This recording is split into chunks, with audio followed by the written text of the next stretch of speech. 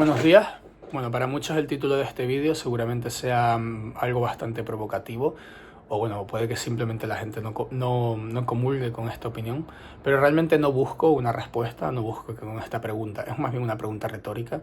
No espero encontrar un sí o un no, o un es un adaptador o no es un adaptador, porque creo que todos podemos coincidir en que adapta obras, en que Kubrick explícitamente admite coger una obra y a partir de esta obra crear su propia obra cinematográfica, como es el caso, bueno, pues del Resplandor, ¿no? Película de la que hablaré hoy, en la que casi que coge la obra de una forma y la transforma de una manera tan heavy que podemos entenderla casi como una obra diferente, o por lo menos una obra con una interpretación súper diferente. Entonces, busco un poco eso, aportar más bien ciertas ideas y que amplíen lo que es el concepto de adaptador. Y sobre todo intentar quitarle como esa deslegitimización que siempre ha existido con el cine, ¿no? Decía Sánchez Noriega que al final esta deslegitimización se crea pues un poco a partir desde el nacimiento del cine, ya que el cine, aparte de ser el arte más nuevo, más bebé, por así decirlo, más joven, viene influido o viene casi que creado por la suma de muchas otras artes, ¿no? Fotoquímicamente venimos de la fotografía, narrativamente venimos de la literatura, escénicamente venimos del teatro, entonces, y bueno, y otros puntos que comenta Sánchez Noriega en su obra también son esas características sociales que tenía el cine, ¿no? Pues la gente de prestigio o que tenía un mayor estatus social leía novelas, no veía películas. Las películas eran un poco el circo, el pan y circo, ¿no? El entretenimiento de las clases más bajas. Entonces siempre ha estado como esa deslegitimización, repito otra vez, donde las adaptaciones, siempre se dice, ¿no? Que la adaptación es buena, pero la original siempre es mejor. Y quiero como indagar un poco ese concepto de originalidad, que me parece súper curioso. Entonces, pretendo usar a algunos autores que, bueno, por contextualizar, son autores que usé en mi trabajo de fin de grado, que acabé haciendo mis estudios. Y hay una cita con la que me quiero empezar y creo que fundamenta un poco la tesis de este vídeo, que por el autor británico, no, estadounidense Robert Stam. Bueno, es que me encantó esta frase, la verdad que no me la tatuaría porque es muy larga, pero sí que es una frase de estas que lees y incluso te estimulan, ¿no? Entonces, la parafraseo es algo así como el arte no imita la naturaleza, sino que el arte dialoga consigo mismo. Aparte de que me parece como muy poética, me parece que tiene un montón de verdad en sí misma, porque nosotros cuando intentamos crear una obra artística principalmente, pensamos que estamos cogiendo una perspectiva de la realidad nuestra, única, y que estamos representándola de una forma original en un medio, ¿no? Pues puede ser el cine, la literatura, el teatro, la pintura, etc. Pero la segunda parte desmonta un poco esto, diciendo que realmente el arte lo que hace es un poco hablar consigo mismo y crearse a partir de sí mismo. ¿Qué quiero decir con esto? Pues que todo está inventado y que cuando nosotros tenemos una idea que sentimos que es súper novedosa, súper original, no nos damos cuenta de que en el fondo esa idea es una suma de otras muchas ideas que hemos ido adoptando o experimentando a lo largo de nuestra vida.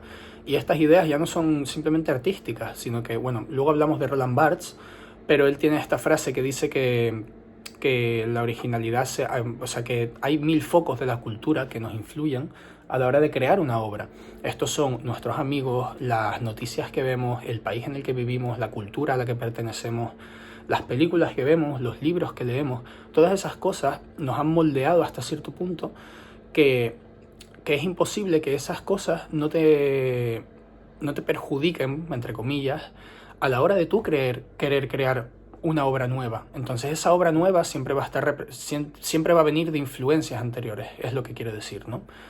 Y pues ya saltando un poco a Roland Barthes, tiene este concepto que me parece increíble, que es la muerte del autor. Yo personalmente me lo enseñaron en la carrera en tercero, cuando estuve en Granada, y sí que es verdad que era un poco raro de aceptar, ¿no? Incluso por mucho que abrieras tu mente, ya como de entender. ¿Cómo es posible que haya un autor que defienda que una obra no tiene autor, sino que el autor somos todos nosotros?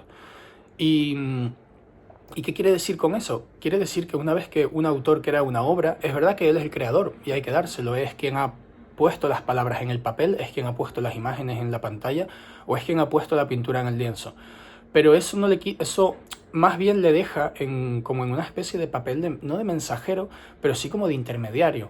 Es un poco la persona que nos ha facilitado el medio y nos ha permitido ver una perspectiva. Eso no quita, eso no, eso no quita que nosotros realmente cuando leamos una obra, consumimos una obra, existen tantas interpretaciones como personas en el mundo. Eso nos relega a nosotros casi como un papel de protagonistas al lector, en el que cuando, pues por ejemplo, salimos de una película con un grupo de amigos y de repente sales de la película y todos de repente han visto una película casi que diferente. ¿Cómo es posible, no? Pues porque cada uno es único en el mundo y su interpretación lo es de igual forma. Y luego puede que muchas interpretaciones coincidan, pero le da un papel mucho más interactivo y protagonista al espectador. Y no creo que con esto, bueno, esto obviamente es súper polémico en cuanto a derechos de autor, en cuanto a copiar, legitimidad, pero sí que creo que es interesante por lo menos tener estos conceptos en cuenta y que, bueno, por hacer un paréntesis, un apunte, esto luego pues también entra mucho en política, ¿no? En plan, esta idea de separar al artista del autor, o sea, perdón, a la obra del artista, entra un poco esto, ¿no? ¿Cómo vamos a analizar una obra de alguien que no, o sea, de una obra que no tiene realmente un autor, sino que el autor somos todos nosotros intentando interpretar esa obra, ¿no?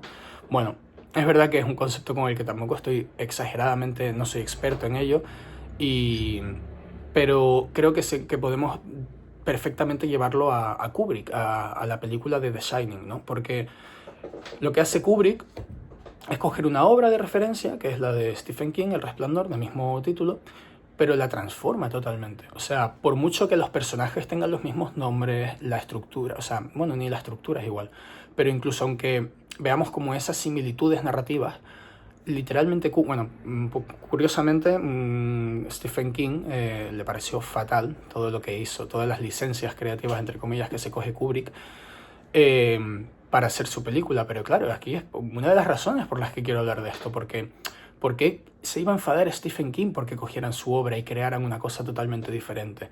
O sea, al final sí, tú has sido creador de esa obra, pero ¿por qué tienes que ser tan dependiente? ¿Por qué no te independizas de tu obra y dejas que tu obra pues dialogue con otras obras y al final acaben creando pues ¿no? como una triada de tesis, antítesis y síntesis en la que pues acabe creando una obra muy parecida quizás en forma, pero totalmente diferente en interpretación? Y es lo que ocurre con The Shining, donde vemos que Kubrick coge elementos de la película, como por ejemplo la psique del personaje Jack Torrance, y lo hace totalmente diferente. Mientras que en la película original, en la novela, Jack Torrance realmente es un hombre más bien con fallos, una persona que ha cometido errores y que tiene un lugar de redención. En la obra de Kubrick, ¿no? En la obra de Kubrick, el mal es el protagonista incluso en la conclusión de la película, este mal no es derrotado, como sí lo es en la novela, ¿no? Con la explosión del hotel, como la representación del mal. En Kubrick, ¿no? En Kubrick simplemente él se lo dice, ¿no? Como que es muy ingenuo Stephen King, porque el mal existe y, bueno, es su opinión, es su manera de interpretar la vida, pero lo interesante es ver cómo se crea esta interpretación a partir de una obra previa y se crea pues una idea totalmente diferente, aunque compartan orígenes, ¿no? Y pues lo vemos en muchísimas cosas. Por ejemplo, el aspecto fantástico que hay en la obra de Stephen King, típico en su obra, ¿no? De fantasía, de terror de fantasía, o como se pueda decir. Kubrick no, Kubrick elimina todos esos elementos fantasiosos hasta el punto de que lo único que podemos pensar que es fantasioso es un pequeño momento en el que hay una puerta que se abre sola y no hay una explicación. Pero todo lo demás está más o menos explicado a través de lo que es la psicología del personaje.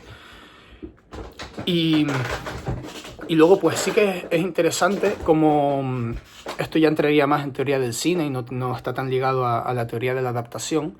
Pero sí que es verdad que luego Kubrick refuerza muchas de estas ideas con con la representación visual, con sus planos, con sus fundidos, intentando fundir tanto al personaje principal con el hotel, que bueno, el hotel realmente es otro personaje. Entonces, ¿qué quiero decir con que Kubrick no es un adaptador? Aunque podamos calificarlo como tal. Pero en esencia, creo que podemos plantearnos con la teoría de Roland Barthes si realmente todo lo que hacemos a la hora de crear es una adaptación o no. Cuando yo hablo de la vida de otra persona, aunque no haya un libro de antes o una película de antes, estoy adaptando la vida de esa persona a la cámara. O la estoy adaptando a la novela o al teatro, pero estoy adaptando algo que ya existe, que es la vida de una persona, ¿no? Un biopic. Hay una anécdota que me ayuda mucho en este ejemplo, que es un coloquio al que fui a ver a la película Escape, de Rodrigo Cortés, que es una adaptación. Pero claro, en el coloquio él nos comentaba que el autor de la obra de referencia le preguntaba incluso ¿por qué dices que es una adaptación? Si has cogido una idea mínima de mi libro y has hecho lo que te ha dado la gana. La película no tiene nada que ver con el libro. Entonces, Rodrigo Cortés apoya un poco esta idea de que cualquier idea que tú cojas de un sitio y de eso crezca una idea totalmente diferente ya es una adaptación. Entonces, bueno, es verdad que sí, que podemos establecer a Kubrick como un adaptador, pero de igual forma podemos entenderlo todo como una adaptación, porque estamos siempre adaptando ideas anteriores. Y es por eso que creo que Kubrick no es tanto un adaptador, sino un creador intertextual, ¿no? Intertextual refiriéndome pues al diálogo entre diferentes textos.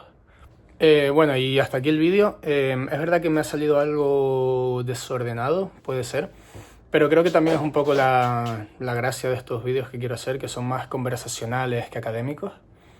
Y también siento que he hablado poco, o sea, quiero mantener un poco este tiempo, no quiero, siempre me han dicho que hablo demasiado, así que quiero mantener un poco esto de los 10 minutos. Y pues aprovecharé para hacer otro vídeo en el que hable más de The Shining y las propuestas creativas y técnicas que tiene el director para reflejar sus ideas, ¿no?